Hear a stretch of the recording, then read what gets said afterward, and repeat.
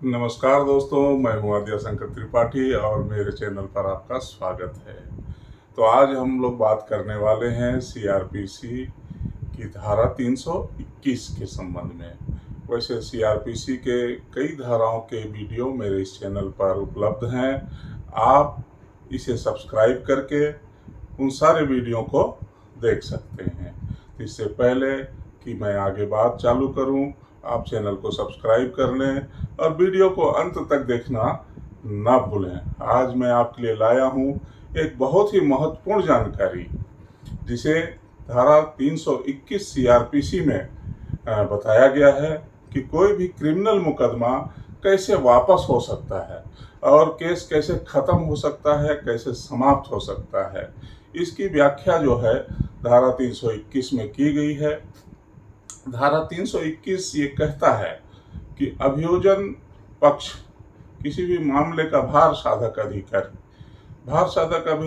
अधिकारी कौन होता है किसी भी क्रिमिनल मामले में? जो वहाँ का पब्लिक प्रोसिक्यूटर होता है, लोक अभियोजक या सहायक लोक अभियोजक, एडिशनल पब्लिक प्रोसिक्यूटर। तो ये जो होता है क्रिमिनल मामले का अधिकारी होता है कोर्ट में।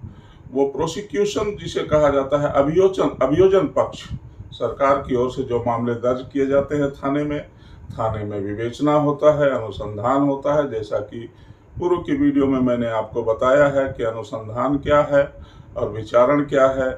सभी चीज़ें आपके सामने मैंने बताई हैं और उम्मीद है कि आप इन सब वीडियो को देखे होंगे तो इस प्रक्रिया को समझ गए होंगे कि अनुसंधान क्या होता है और विचारण क्या होता है। तो जब किसी मामले का अनुसंधान होता है, विवेचना होता है, सबसे पहले तो कोई मामला थाने में दर्ज होता है। दर्ज होने के बाद उसकी विवेचना की जाती है और निर्धारित अवधि तक जो उसकी धारा से रिलेटेड समय उसमें बाउंड किया गया है कि उतने समय में एक थाना प्रभारी को, थाने के भारसाधक अधिकारी को उस मामले की विवेचना करनी है। विवेचना करने के पश्चात उस मामले को वो चालान के माध्यम से, चार्जशीट के माध्यम से प्रस्तुत कर देता है अदालत में।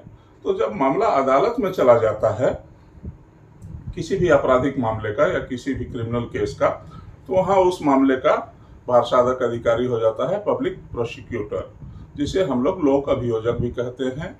और जहाँ पब्लिक प्रोसिक्यूटर नहीं होते हैं वहाँ सहायक लोक अभियोजक या एडिशनल पब्लिक प्रोसिक्यूटर होते हैं। तो उस मामले का भारसाधक अधिकारी वो हो जाता है। तो अब जो धारा 321 जो कहती है कि ऐसे मामले जिनकी शिकायत थाने में की गई थी और विवेचना हो चुकी है और चार्जशीट फाइल हो चुकी है, उन मामलों को लोक अभियोजक, पब्लिक प्रोसिक्यूटर वापस कैसे ले सकता है? तो जिसके विरुद्ध ये मामला दर्ज है, तो आप समझिए कि कोई भी अभियुक्त है, कोई भी जिस आरोपी है, जो क्रिमिनल है, उसके विरुद्ध मामला दर्ज है, तो उन मामलों को जो पब्लिक प्रोसिक्यूटर है वो वापस ले सकता है।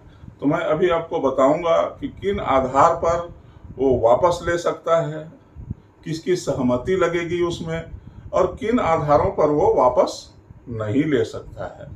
तो दोस्तों, ये जो सेक्शन है धारा 321, ये बहुत ही महत्वपूर्ण सेक्शन है। तो जो पब्लिक प्रोसिक्यूटर होते हैं किसी भी आपराधिक मामलों में न्यायालय की सहमति से इन आपराधिक मामलों को वापस ले सकते हैं।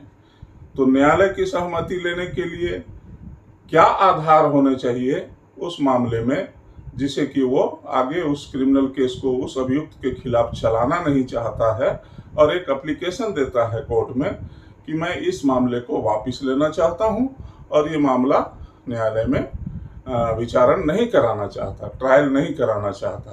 तो ऐसे कौन से मामले होते हैं जिन्हें वो एप्लीकेशन धारा 321 का देकर न्यायालय के समक्ष वापस ले सकता है? पहले ऐसे वो मामले होते हैं जिसमें जो उसके द्वारा थाना प्रभारी के द्वारा जो चार्जशीट फाइल की गई है, उस मामले में यदि उस लोक अभियोजक को, पब्लिक प्रोसिक्यूटर को लगता है कि जो साक्ष्य का आधार, साक्ष्य का जो प्रस्तुत किया गया है उसमें जो एविडेंस लिस्ट है और जो साक्ष्य है, जो सबूत हैं, वो उस मामले को सिद्ध करने के लिए पर्याप्त नहीं है। तो जब वो देखता है कि ये मामला जो है डिफीट हो जाएगा, राज्य सरकार इसमें या प्रोसिक्यूशन जो है उसमें अभियोजन पक्ष हार जाएगी, तो वो ऐसे मामलों को एप्लीकेशन दे करके 321 के तहत न्यायालय से अनुमति मांगता है और ऐसे मामले को वापस ले लेता है, ताकि वो मामला वहीं समाप्त हो जाता है। कब समाप्त होगा और उसके प्रक्रिया क्या है, प्रक्रम क्या है, जो स्टेज क्या है, वो मैं भी आगे बताऊंगा। पहले मैं आपको ये बता देता हूं कि किन किन स्थितियों में वो वापस ले सकता है। तो पहला तो जैसे कि मैंने आपको बताया कि जिस मामले में पर्याप्त सबूत नहीं है, साक्ष्य नहीं है और अभियोजन पक्ष को ये लगता है कि ये मामला हम सिद्ध नहीं कर पाएंगे, तो उस मामले को वापस ले लेता है। दूसरा मामला ऐसा होता है जो राजनीतिक प्रतिद्वंदिता की वजह से, जो आज देश का माहौल है, आज क्या हमेशा रहा है, राजनीति तो प्रतिद्वंदिता का विषय ही रहा है। आप सभी जानते हैं कि एक दूसरे दल जो है अपने फायदे के लिए या राजनीतिक प्रतिद्वंदिता के लिए अपने विरोधी पक्ष के नेताओं के ऊपर जो है मामला दर्ज कराते रहते हैं। तो जब कभी ऐसे मामले होते हैं जो राजनीतिक प्रतिद्वंदिता के कारण किसी व्यक्ति पर लगाए गए हैं और उसके तहत उसके खिलाफ अदालत में चार्जशीट फाइल की गई है, तो लोक अभियोजक जो पब्लिक प्रोसिक्यूटर है उस मामले को वापस लेने का उसके पास पावर है। लेकिन शर्त यहाँ भी है कि 321 का आवेदन पत्र उसको देना पड़ेगा मजिस्ट्रेट को, और मजिस्ट्रेट उसमें सहमति देगा, तब जा करके उस केस को वापस लिया जा सकता है। तीसरा जो है मामला है कि कोई ऐसा मामला हो जो लोक नीति के आधार पर राज्य के लिए जो हितकर नहीं है, कोई जो है पब्लिक इंटरेस्ट को देखते हुए जो स्टेट गवर्नमेंट है वो उसके लिए हितकर नहीं है, लोक नीति मतलब पब्लिक के लिए भी वो हितकर नहीं है वो मामला, तो ऐसे मामलों को भी जो है वापस लेने के लिए सक्षम है पब्लिक प्रोसिक्यूटर, लोक अभियोजक। लेकिन इसके लिए भी उसको आवेदन देना पड़ेगा मजिस्ट्रेट को और मजिस्ट्रेट की सहमति लेनी पड़ेगी। चौथा चीज वो होता है जहां वो क्रिमिनल केस को वापस ले सकता है कि 10 साल से मामला चल रहा है और उस समय की जो परिस्थितियां थी और जिस कारण से किसी अपराधी के ऊपर वो आरोप लगाए गए थे और इन्वेस्टिगेट किया गया था, उसको अभियोजन पक्ष उसके लिए विवेचना किया था, तो आज उसमें परिस्थितियां भारी बदलाव आ गया हो और उसमें भी जो है पब्लिक इंटरेस्ट प्रभावित होता है। आज अगर उस पर कोई फैसला आता है या आज उस पर कोई निर्णय किया जाता है, तो तब की परिस्थितियों में और आज की परिस्थितियों में भारी अंतर आ गया है। तो ऐसी स्थिति में भी पब्लिक प्रोसिक्यूटर जो होता है उस आपराधिक मामले को वापस ले सकता है।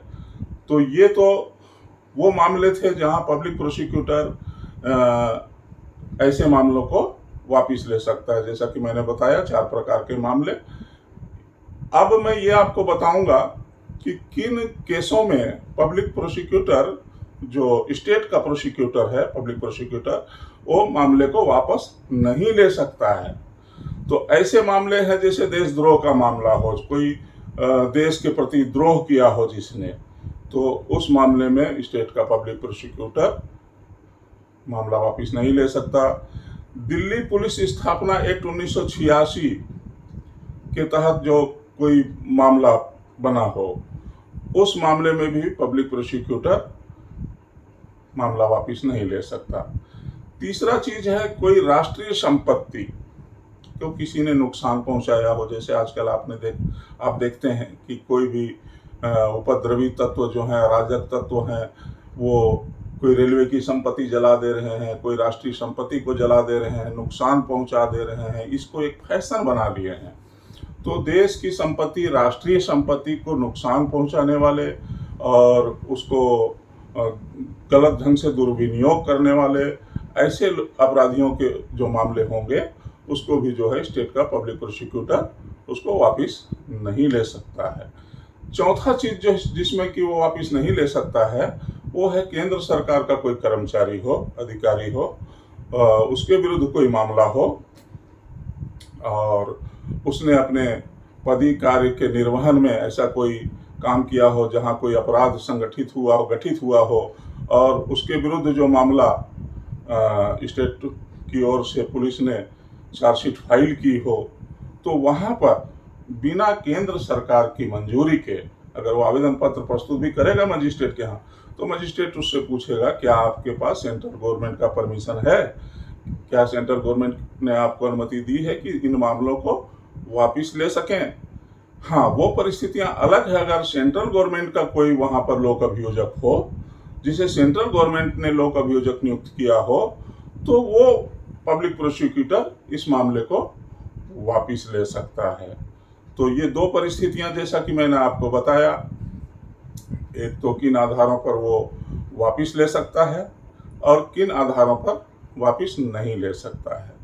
कुछ ऐसे भी मामले होते हैं जैसे किसी के ऊपर मान लीजिए 498 लगा हो, 323 लगा हो, 406 लगा हो, 120 बी लगा हो, 506 लगा हो, तो ऐसे 5-7 धाराएं लगी हुई हों और प्रोसिक्यूशन को लोक अभियोजक को या सहायक लोक अभियोजक को लगता है, तो उनमें से आधे धाराओं के संबंध में भी मामले को वापस ले सकता है, एप्लीकेशन दे सकता है 321 की तहत कि योर ऑनर जो है हमारे मामले में ये जो है 3 धाराओं को हम वापस लेना चाहते हैं क्योंकि इसमें पर्याप्त साक्ष्य सबूत नहीं है और इसमें 2 ही धारा जो है प्रमाणित हो सकती है। तो उन आधे धाराओं को भी जो है वो वापस ले सकता है। अब सहमति तो आवश्यक है, ये तो मैंने आपको बता ही दिया। अब इसके आगे जो है उसका प्रभाव क्या होगा यदि 321 के तहत लोक अभियोजक ने एक आवेदन पत्र दे दिया कि भाई ये मामला हम चलाना नहीं चाहते हैं, ट्रायल विड्रॉ करना चाहते हैं, जो विचारण है उसको विड्रॉ करना चाहते हैं, तो उसका प्रभाव क्या होगा। तो जब आप जानते हैं कि जब चार्जशीट फाइल होती है कोर्ट में, तो उसके बाद कोर्ट जो है उस आरोपी के ऊपर, उस एक्यूज के ऊपर, अभियुक्त के ऊपर चार्ज फ्रेम करती है। चार्ज फ्रेम करना जिसे हिंदी में कहते हैं आरोपों का विरचित किया जाना। तो जो उसके ऊपर आरोप लगाए गए हैं उन आरोपों को मजिस्ट्रेट अभियुक्त से पूछती है कि आपके ऊपर ये आरोप हैं, क्या आपने ये अपराध किए हैं। तो सामान्यतः जो अभियुक्त होता है वो यही कहता है कि मैंने ये अपराध नहीं किए हैं और मैं इस केस में ट्रायल चाहता हूँ। तो जब वो ट्रायल चाहता हूँ कहता है, विचारण चाहता हूँ कहता है, तो मजिस्ट्रेट जो होते हैं उसमें उन आरोपों को लिखित में लिखते हैं और उसमें अभियुक्त के हस्ताक्षर भी होते हैं, मजिस्ट्रेट के भी हस्ताक्षर होते हैं। तो यदि ये आवेदन पत्र जो धारा 321 के तहत है वो लोक अभियोजक ने आरोप विरचित होने से पहले या चार्ज फ्रेम होने से पहले प्रस्तुत किए हैं, तो फिर मजिस्ट्रेट उसमें क्या करेगा, उसको उस अभियुक्त को डिस्चार्ज कर देगा, उन्मोचित कर देगा। मतलब उसके विरुद्ध उस मामले में दोबारा से कोई मामला नहीं चलेगा। ये पहला प्रभाव है। दूसरा प्रभाव क्या होता है कि जब उसके ऊपर चार्ज तो फ्रेम हो गया है, आरोप विरचित हो चुके हैं, अब उसमें एविडेंस चालू हो गया है। जो साक्षी हैं उनको बुलाया गया है, मान लीजिए 20 साक्षी हैं, 5 साक्षियों को बुलाया जाकर साक्ष्य लिया भी जा चुका है। तो ऐसी परिस्थिति में जब लोक अभियोजक जो है पब्लिक प्रोसिक्यूटर धारा 321 के तहत आवेदन पत्र प्रस्तुत करता है, तो फिर वहां पर मजिस्ट्रेट उसको यदि वो अनुमति देता है उस केस को वापस लेने का, तो उसको उन्मुक्त कर देता है, दोष मुक्त कर देता है, इक्विटल कर देता है। किसी भी मामले में 2 ही चीज होती है, या तो कन्विक्शन या इक्विटल, या तो दोष सिद्धि या फिर दोष मुक्त। तो यदि 321 का मामला आ जाता है तो निर्णय सुनाए जाने से पहले तक, निर्णय मजिस्ट्रेट के द्वारा उस आपराधिक मामले में निर्णय सुनाए जाने से पहले तक यदि 321 का आवेदन आ जाता है तो फिर उसे वो दोष मुक्त इक्विटल करने का उसके पास पावर है। अब इसको मैं थोड़ा आगे ले चलता हूँ। यदि किसी भी मामले में, आपराधिक मामले में कोई मजिस्ट्रेट निर्णय सुना चुका है और उसकी अपील कर दी गई है, तो अपीलीय कोर्ट में जो है धारा 321 का प्रयोग नहीं किया जा सकता है। इसमें कई न्याय दृष्टांत है माननीय उच्च न्यायालय के और उच्चतम न्यायालय के। अपीलीय कोर्ट में धारा 321 का प्रोविजन नहीं है। तो दोस्तों, ये जो धारा 321 है, जिसके बारे में लोक अभियोजक जो है आवेदन पत्र देता है और न्यायालय अनुमति देती है और मामला क्रिमिनल केस समाप्त हो जाता है। तो 321 में कोई भी ऐसा अनुदेशक तत्व नहीं है कि मजिस्ट्रेट किन चीजों को देखेगा और अपनी अनुमति और सहमति देगा मामले को वापस लेने के लिए। सामान्यतया मजिस्ट्रेट, जब लोक अभियोजक उस मामले का अधिकारी है और वो नहीं चाहता कि वो मामला चलाए, तो मजिस्ट्रेट उसमें अनुमति दे देता है।